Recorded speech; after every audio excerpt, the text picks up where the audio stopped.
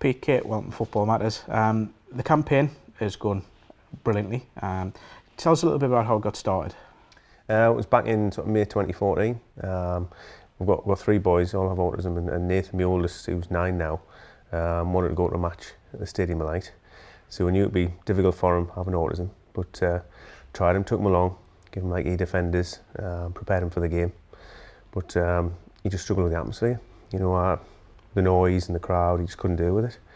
So we just thought that was it. He wouldn't be able to go to the football. But through that summer, he was still watching the football on the television, sort of wanting to go back. Yeah. So I'm like, all right, okay, you want to go, but you're struggling with being there. So we came up with the idea of a sensory room in football stadiums. Often it's always been like disability access is focused on people in wheelchairs. We thought, you know, everyone's equal. Everyone should have the same opportunity, and it's just about kind of creating the right environment for people to go and watch a football match. So we did a big campaign, a big petition, and a lot of emails and things towards Sunderland, and they listened, and they've been fantastic. For the start of last season, the Nathan Shippey Sensory Room was opened, and it's gone from there. It's been really good.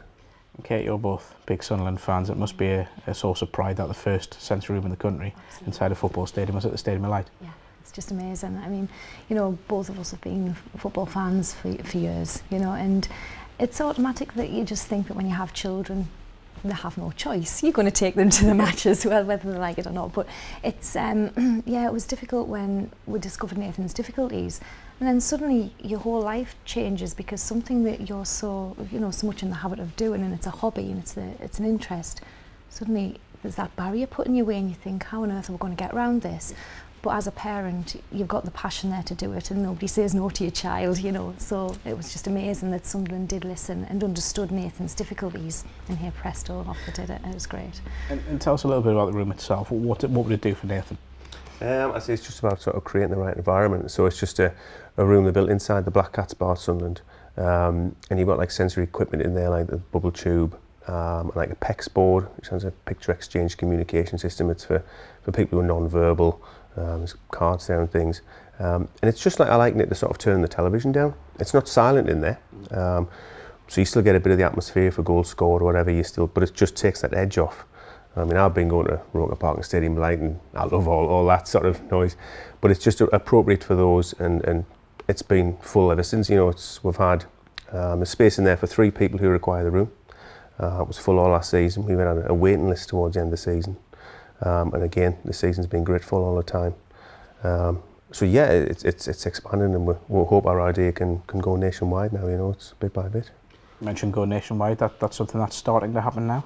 That's it. We've got Notts County followed suit. With a lot of correspondence with Bev Markland down there at Notts County, and they've done it next. And now Watford just last month opened a fantastic facility in one of the corners down there. Brilliant room. Larger than the one at Sunderland and cater for more, but you know, absolutely fantastic facility. And as I say, we're hoping this can go nationwide now. And the campaign is award-winning now. It is, yes. It's we were invited down to an awards ceremony at the Emirates, and we won the award for the best social corporate responsibility scheme.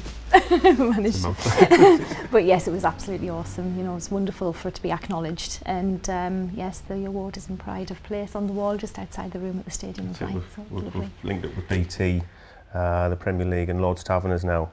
There's been a 6-figure sum of money put to one side, so everybody in the Premier League, every club can apply for 1/20th of that as such, to purchase equipment to put in a room, and then hopefully it'll provide facilities for people like that. I mean, looking at clubs that maybe just like convert one box or something like that. That's all you need to do. It's just give up one space, hopefully, and put a room in and cater for people with sort of autistic needs and things.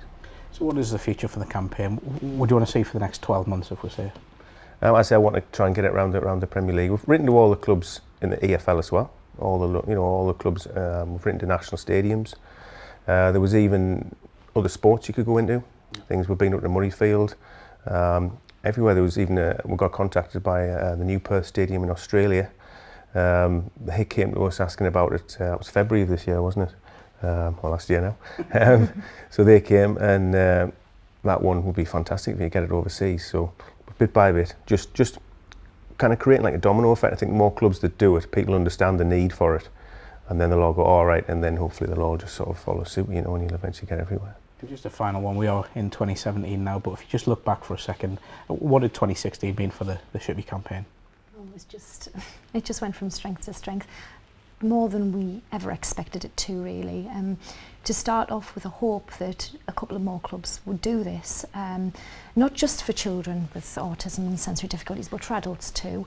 Obviously, you know, there are adults who probably adore football and really want to be into it and watch a match and just can't manage to get there because the facility isn't there. To then go into partnership with, you know, large industry names is just outstanding. You know, you just couldn't imagine. Yeah, I hope it all just sort of can just raise awareness about autism. Getting it out there in the Premier League is such a big thing that everybody watches and things, and hopefully educate people a bit more about it. It's just sort of changed our lives. There's no history of it in our family, but now we have 3 boys with it, and I just hope it can educate people and just change attitudes and make things better towards that, you know.